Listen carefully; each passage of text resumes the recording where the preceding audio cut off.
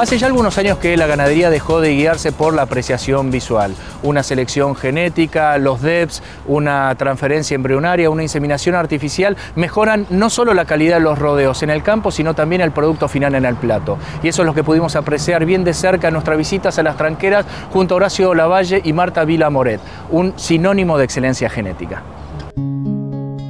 Hace 40 años, Horacio Lavalle y Marta Vila Moret compraron sus primeras vaquillonas y las arriaron del pueblo al campo en General Belgrano. La adopción de genética de punta y herramientas tecnológicas de producción y reproducción les han permitido encumbrarse como líderes en las razas Angus y Hereford. Las primeras vaquillonas puras registradas se las compramos en su remate a mi suegro, que era un gran criador. Y las primeras terneras de pedigre en ese momento las compramos a Las Lilas y allí empezamos a evolucionar.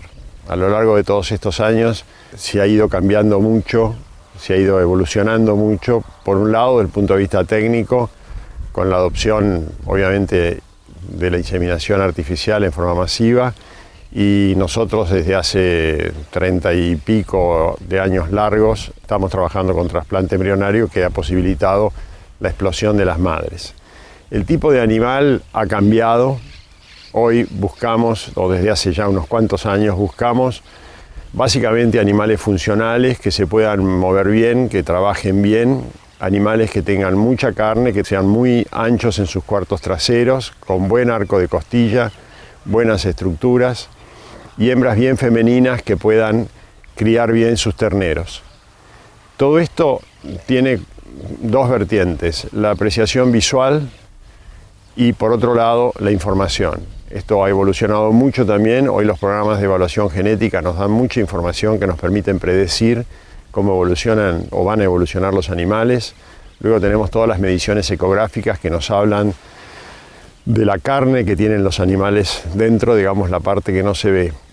En realidad, lo que ha ido pasando en las cabañas es un fuerte trabajo para adaptar el animal a lo que el comprador quiere y básicamente a lo que la Argentina necesita, siendo una economía ganadera basada en el pasto, por lo menos en la etapa de la cría, y que hoy nos plantea un nuevo desafío cuando empiezan a avanzar los programas de suplementación. Entonces ahí hay que ajustar nuevamente la genética para que los reproductores generen hijos que se adapten bien a esos sistemas de producción. Ha sido un proceso largo. Las cabañas tenemos además la responsabilidad de la innovación y tenemos que ir probando nuevos padres, perfeccionando nuestras madres y tratando de seguir lo que el mercado necesita.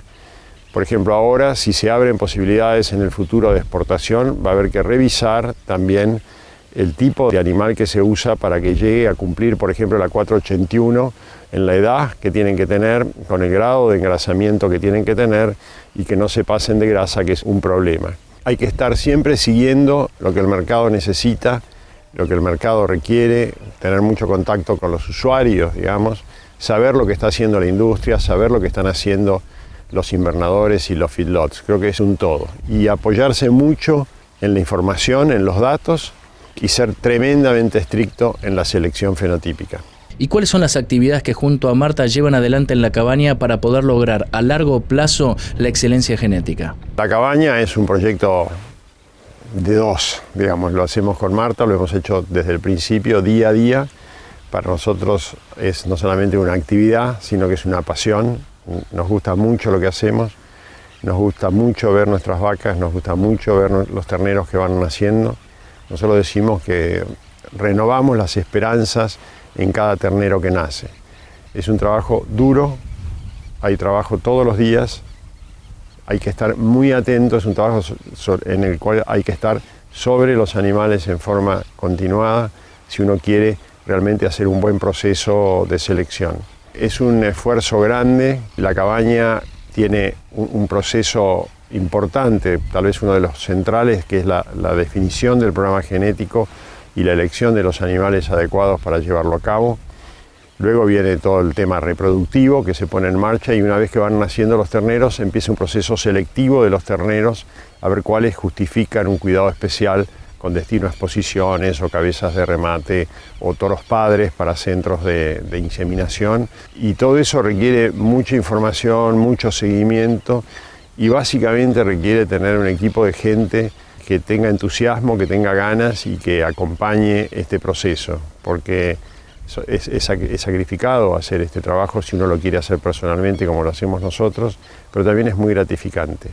Cuando uno logra un ternero, como algunas de las terneras que están ahora atrás nuestro, realmente es un orgullo y uno lo mira y dice, vamos bien. Y siempre las terneras tienen que ser mejores que las vaquillonas y las vaquillonas tienen que ser mejores que las vacas, porque se supone que generacionalmente uno va mejorando. Entonces, mirar las terneras es mirar el futuro y es rendir examen de lo que uno ha venido haciendo en los últimos años. Mucho esfuerzo, mucho trabajo y mucha inversión. Cuando después uno tiene satisfacciones al final, justifican todo el esfuerzo del equipo, de la gente que trabaja con nosotros y de nosotros mismos. Lavalle explica cómo es el plan diseñado por la cabaña en rodeos de pedigrí, puros registrados y puros controlados. En las dos razas, Hereford y Angus, hacemos puro registrado, puro controlado y por supuesto pedigrí. El puro registrado y el puro controlado son dos programas que hacen las asociaciones que realmente son muy interesantes, porque a la selección que hace uno normalmente, la asociación agrega una inspección anual donde aprueba o no los vientres y los toros que uno presenta a la inspección.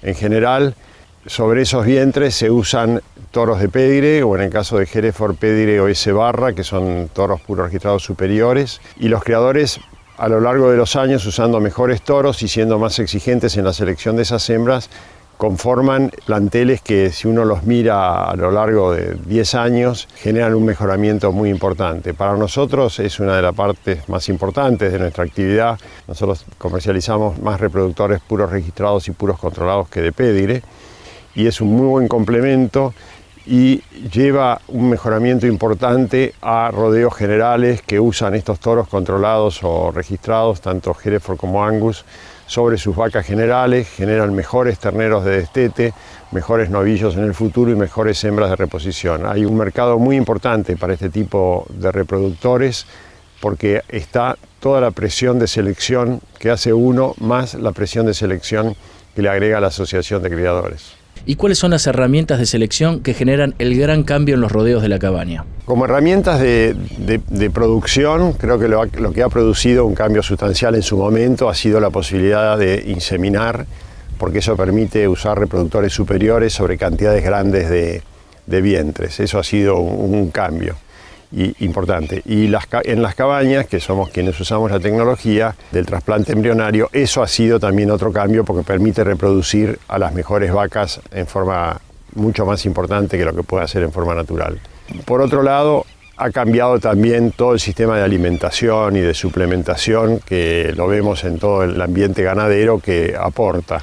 La sanidad siempre ha sido cuidadosa, de modo que no hay cambios dramáticos en eso. Sí hay cambios en el sentido que hoy un establecimiento como este, uno se autoexige ser un establecimiento libre de brucelosis, tuberculosis, etc. Por otro lado están las herramientas cuantitativas. Creo que ahí se ha trabajado muy fuerte entre los productores y las asociaciones. Nosotros llevamos un registro de cada ternero que nace, cuánto pesa, si ha tenido dificultades, se pesan al destete, se pesan al año, se pesan al año y medio. Y luego toda esa información se envía a las asociaciones de criadores para que las procesen y nos devuelven lo que se estima va a ser el peso al nacer, la facilidad de parto, el peso al destete, el peso al año y medio, la leche materna, la circunferencia escrotal, no solamente como un dato cuantitativo, sino en comparación con todos los animales de la raza. Estos datos de precisión permiten predecir si un ternero va a ser más o menos pesado al nacer. Y esto es importante porque dependiendo si uno va a dar servicio de vaquillonas o servicio de vacas, cambia el tipo de padre a usar. Las ecografías permiten predecir la calidad de carne de un animal y vislumbrar cómo será su descendencia. Otra herramienta que se ha perfeccionado mucho desde el punto de vista técnico es las mediciones ecográficas para medir la grasa dorsal, la grasa intramuscular y el área del ojo de bife.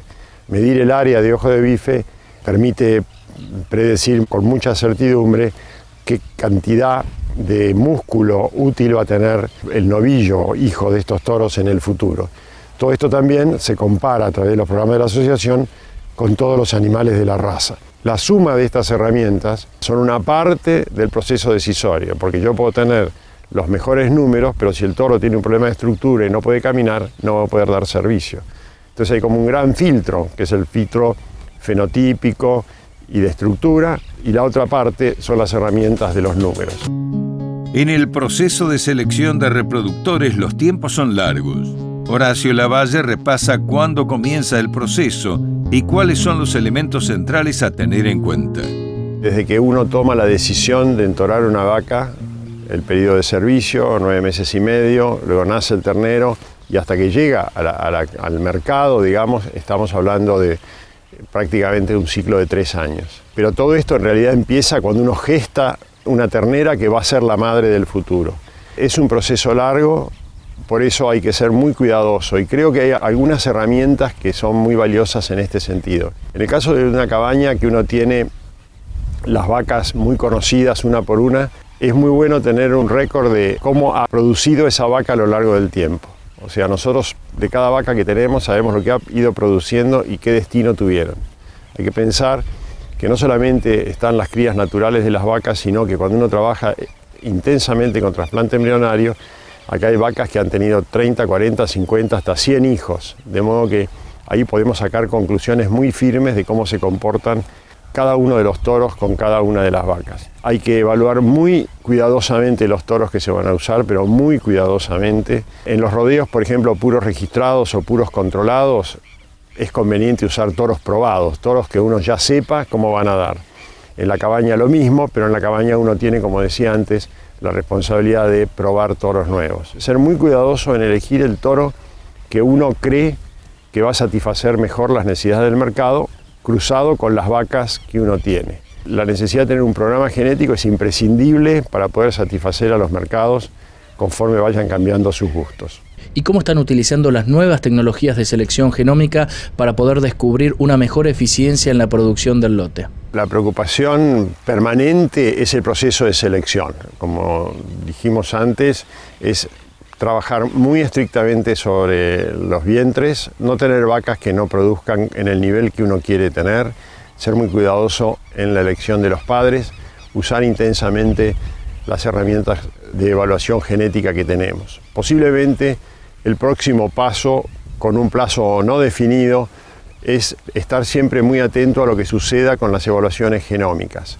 Las evaluaciones genómicas, que son un derivado de la investigación que se hizo sobre el genoma humano, nos permiten llevar adelante planes de investigación para tratar de descubrir en los animales genomas que identifiquen una mejor eficiencia de conversión del alimento. Ese sería el gran objetivo de los próximos años de la ganadería, lograr tener más kilos comiendo menos en menos tiempo, y si nosotros pudiésemos detectar qué característica tiene un reproductor en sus genes y si lo puede transmitir, eso creo que sería revolucionario en materia ganadera.